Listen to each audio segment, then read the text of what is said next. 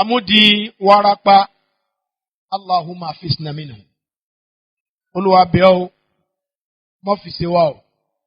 Àwọn tó ń ṣe Ọlọ́run ìka àkọ́kọ́ ní bá fún wọn ní ìmánì tí èèyàn máa fi gbé àdánwò kó wá bá ní sọ̀nà àbáyọ fún wọn. Yorùbá lẹ́ni tí ò bá tí ì kú ẹnu ẹ̀ ọ̀gbà kópẹ́ nìkan òkú rẹ̀ toro tí ìmọ̀rú kú tí ó pàwọ́ náà.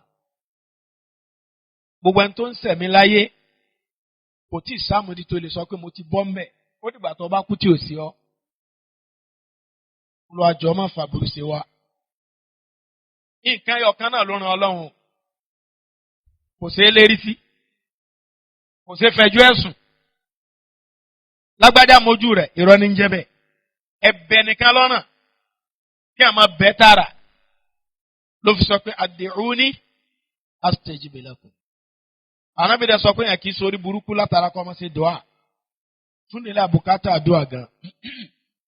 Ẹni tó ní àìsàn warapa wọ́n pọ̀ gan wọ́n yìí ṣọ̀kan náà bẹ́ẹ̀ torúkọ tí wọ́n máa fi ń kó gbogbo ẹ̀ lákòótán òun ni kí wọ́n pè ní Seizure nítorí olóyìnbó. Aniwarapa aniwaku alógun òru anigbari bọ́n ṣe wà lóríṣiríṣi ni. Àwọn ìtọ́jú wọn yàtọ̀ láwọn agbègbè ibìkan bẹ̀ta tún láwọn ìtọ́jú tó wà uniform fún wọn. Èmi fẹ́ máa ń sọ nípa àwọn ìtọ́jú tó yẹ pé wọ́n wà uniform lórí rẹ̀ tí òun ní ulẹ̀ máa darẹ̀ láàmú torí pé wọ́n á kú máa yí sí gbárí ńgbà mi. Ẹlòmíì ó sọ pé ohun tó fi bẹ̀rẹ̀ lóru ló máa ń ṣe ẹ̀tùmọ̀ pógun òru nìyẹn. Tó bá yóò di pọ̀sán ló ń ṣe kò ní wa tọ́ tẹ́lẹ̀ yóò máa wa tọ́. Ẹ wà rí pé kìíní yẹn from one stage to another. Àjẹ́ pé tọ́rọ̀ bá rí bẹ́ẹ̀ ó kú dákẹ́ ẹ̀ wá tọ́lọ̀ ń bá fún yàn mọ̀ nínú àwọn kan téèyàn máa ń lò fún ìtọ́yẹ pé gbogbo ẹ̀ ló lè ṣiṣẹ́ fún.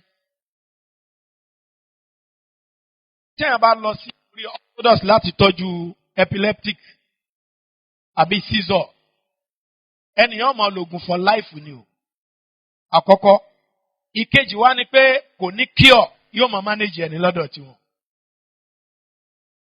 Bákan náà téèyàn bá lọ tọ́jú rẹ̀ gba ọ̀nà ṣírkù tí ó wà fún tí ò ní séèyàn mọ́ rárá ṣùgbọ́n èèyàn wọ̀ náà.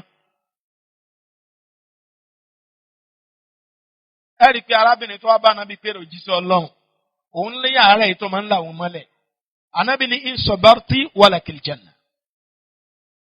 Tó bá lè ṣe sùúrù pẹ̀lú rẹ̀ ibẹ̀ làlìjẹ́nà wà o.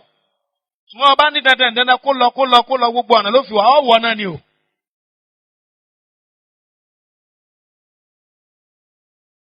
Nínú àwọn ọ̀nà tí Ọlọ́run máa ń lò ní sábàbí tó bá fẹ́ ìkéyìí tó bá ṣẹlẹ̀ nínú ìran wọn. Ìrùpá àwọn èèyàn ń gbọ́ mi. Kò sí Ọlọ́run ní Jésù àtẹ̀mí náà bí ò ṣe ṣèmí náà. Ṣùgbọ́n ṣeéṣe kó jẹ́ pé Ọlọ́run lọ ń sábàbí àti fi dólẹ̀ èèyàn kan. Tọ́lọ́run mọ̀ sán lẹ́sàn lọ láíláí. Torí ọ̀pọ̀lọpọ̀ a máa ń kọ ìhà kọ̀ọ̀kan mí sí àwọn nǹkan tí wọ́n bá ń sọ tí ò bá ti wà lẹ́gbẹ̀ẹ́ wa. Pásítọ̀ kan ó lóun ò ríran rárá. Ó ń ṣùgbọ́n òun mọ ohun tí ń ṣe èèyàn. Wọ́n lọ ọ̀dẹ̀ ríran ní bẹ́ẹ̀. Ó lóun ò ní parọ́ òun ò rí dídì kankan báyìí. Bẹ́ẹ̀ kí ló ṣe wá mọ̀? Ó ń tẹ̀yàn bá ti wá àwọn owó pé ẹja adìjú ká gbàdúrà. Òun máa ṣàdúrà lọ. Gbogbo àwọn tó gun ayé ń jà. Jésù ṣẹ́gun fún wọn. Ó ń tọ́ bá ti ní àmì táàmì rẹ̀ bá lè kí wọ́n mọ̀ pé ogun ayé ní jẹlé. Ó ń tọ́ bá ti á ṣe tó wọ́n pé alàgbà a fi hàn mí pé ogun kan ń jà yóò pásítọ̀ bẹ́ẹ̀ ni onírọ́dẹ̀ ni. Òun kíyèsí bó ṣe rìáàtì ni. Náà tẹ́ bá ti sọ̀rọ̀ débi àwọn tí ò bá rọ́mọ bí subhanallah àbáàbí yéé ìmùtẹ́yìn bá fẹ́ jẹun oúnjẹ halal lọ kẹ́kọ̀ọ́ nípa àwọn ìṣòro tó lídìí sí àìrọ́mọ bí jẹ́ ọ̀dọ́ lójú. Ìmùlọ̀gbé rẹ̀ pamọ́ ní ìsà kankan wọ́n ń bọ̀ wá bọ́ mẹ́. Agbọn ọbẹ̀ ó dàbí pé àwọn èèyàn wà yúnífọ̀mù mẹ́ ṣùgbọ́n ọ̀rọ̀ àwọn kéèsì tá à ń sọ yìí pé ǹjẹ́ ni wárápá ń sè. Ìhà kọ̀ọ̀kan mi la máa ń kọ́dà. A lọ ṣe lecture ní masjid kan láwọn àdúgbò tó jẹ́ outskirt Ṣakí níbẹ̀ àwọn ẹnu odi ìlú ẹ ti dákọ̀ bí kan lẹ́ẹ̀kan pé ní Medina area rẹ̀.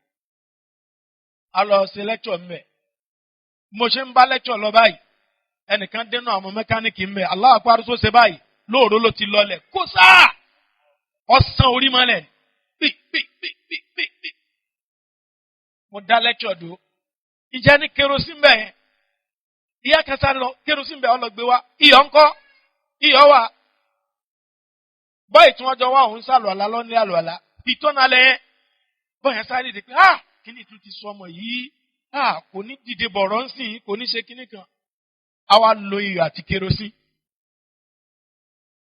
kíní yẹn ń dọ́nà fún ẹ báyìí ó gé ní sẹ́ǹsì padà.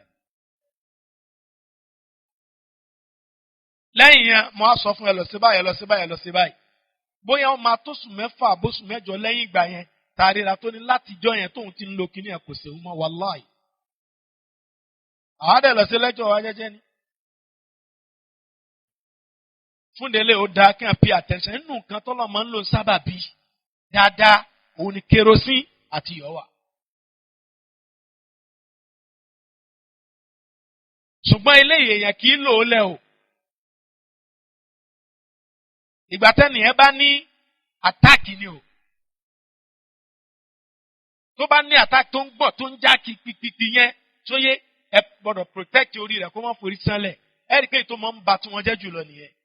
à ń forí gbálẹ̀ lónìí la brain ẹlòmíì ò ní ṣiṣẹ́ mọ́ brain ẹlòmíì ò ti dà ẹ kàn rò pé wọ́n sa sírù kò mú olùsí yóò di ọ̀dẹ̀ ni.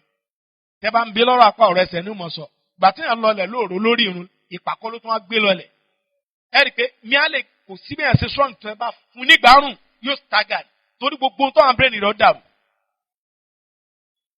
tó fún di eléyìí èyí jẹ́ kàn tẹ́yẹ̀ bá ní attack sóyè ẹ lọ wá iyọ̀ ẹ bù sínú omi ẹ wàá make sure pé fọwọ́ ọrùn tí yọ̀ yín ò sẹ́kù particle tó ti mix mọ́ omi yẹn sóyè ẹ wàá bu kerosene síbì kan sí ìbá náà ni o omi tẹ fi iyọ̀ sí ò lè ju síbì kan àbí méjì lọ kerosene síbì kan ẹ wá try kẹ́niyẹn pẹ̀lú ògùn ọlọ́run ọba nǹkan tẹ́kọ̀ọ́ rí lóore ni pé kò ní pẹ́ tí ó fi jí padà tó bá jí padà tó bá ṣe wọ́n tán ọmọ ń look dance ṣe wọ́n bẹ́ẹ̀ tí ó pẹ́ tí ó máa fi èèmọ̀ tẹ́rì ní pé tẹ́ bá fi lóhun tí mo sọ yìí fún tó bá ń jí báyìí complete ni ó wáyé padà ẹ ní orí pa pé kíní yẹn ṣe eléyẹn ni pé yẹn ní attack afẹ́ resuscitate with immediate effect lórí Seizure yẹ bá lò yẹn fún ṣiṣẹ́ tá a bá fẹ́ tọ́jú ẹ̀ gangan ẹ lọ bá mi wá àlùbọ́sà ayù tó pọ̀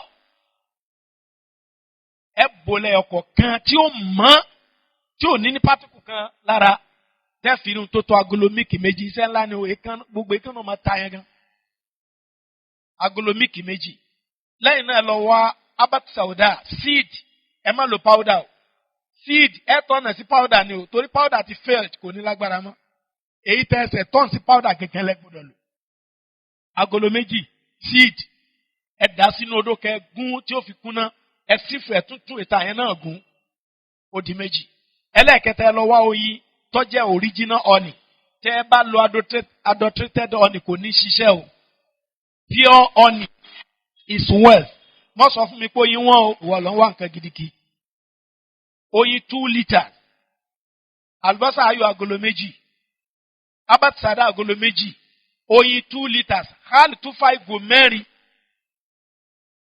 èyí tó bá rí ó jẹ́ nínú ìran wọn wá pa ni wá kú ni sóyè gbọ̀n rírì ni sóyè ipa ni ogún òru ni gbogbo ìran wọn ògùn yìí wà uniform fún wọn pẹ̀lú ògùn ọlọ́run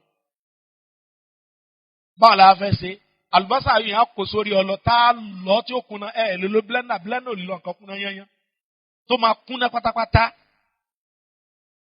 á wá mísì ẹ̀ mọ́ oyin 2 litres yẹn á dà síbi kan tá a mísì ẹ̀ tọ́rọ́ lè tó bá ti mísì tán lẹ́yìn náà láwa da powder herbal sauda yẹn á dà ọ̀nà sí á mísì ẹ̀ tí ó mísì tọ́rọ́ lè á wá fi pẹ̀lẹ́pẹ̀lẹ́ 2 ìgò mẹ́rin á tù sí á wá fi ilẹ̀ fún 24 hours kí fermentation lè kọ́ mi. After 24 hours, ẹnìyàn máa lo 2 spoon láàárọ̀, 2 spoon lọ́sàn-án, 2 spoon lálẹ́. Gbogbo ọ̀ràn wọn pátápátá lóògùn ìwà uniform lórí pẹ̀lú ògùn ọlọ́run. 3 lẹ máa lo ògùn 3. Torí pé èyí tó bá jẹ́ titi jínú àti tàṣàsí, wọ́n já ògùn yìí. bẹ́ẹ̀ni ṣùgbọ́n ẹ lọ gẹ́tì arúmọ́lù tí jínú bá kọ̀ tó lóhùn ọ̀jáde arúmọ́lù lọ́kọ̀ ya wèrè arúmọ́lù ẹ lọ gẹ́tì arúmọ́lù ẹ jẹ́ kẹ́niyàn bó ṣe ń lo èyí tẹ́tí mísì gbogbo nǹkan tó mísì yẹn kó mọ lo arúmọ́lù díẹ̀ lójoojúmọ́ kó mọ mú torí májèlé ni arúmọ́lù jẹ́ fáwọn àlìjẹ̀nu kó mọ mú jojúmọ́ díẹ̀ arúmọ́lù máa ń jẹ́ yẹn ó wíkì o ó dẹ̀ máa ń react lára àwọn tó bá ní jínù ẹ mọ̀ fún arúmọ́lù díẹ̀ pẹ̀lú ògì gbóná àbí pẹ̀lú omi gbóná yóò mọ̀ bá tọ̀hún yẹn lọ tó bá tẹ̀ jẹ́ kó bá túrú àṣàṣì ni bí idhnillah ọlọ́run clear ẹ̀kẹta ní ìtọ̀ ràkúnmí àwọn nǹkan mẹ́tẹ̀ẹ̀ta tí mo sọ yìí tí a bá try rẹ̀ tí olúwa bá fẹ́ ẹ ṣàdúrà fún ìtọ̀ ràkúnmí yẹn síbi méje láàárọ̀ síbi méje lálẹ́ ẹ má dákan lò fi kálẹ̀ mẹ́tẹ̀ẹ̀ta ni kẹ́ jẹ́ kí kó máa lò papọ̀ ó wá advisable kẹ́ lò fún oṣù 6 tàbí oṣù 8 tí ò ní já kẹ́ tó stop rẹ̀. Salamu alaikum.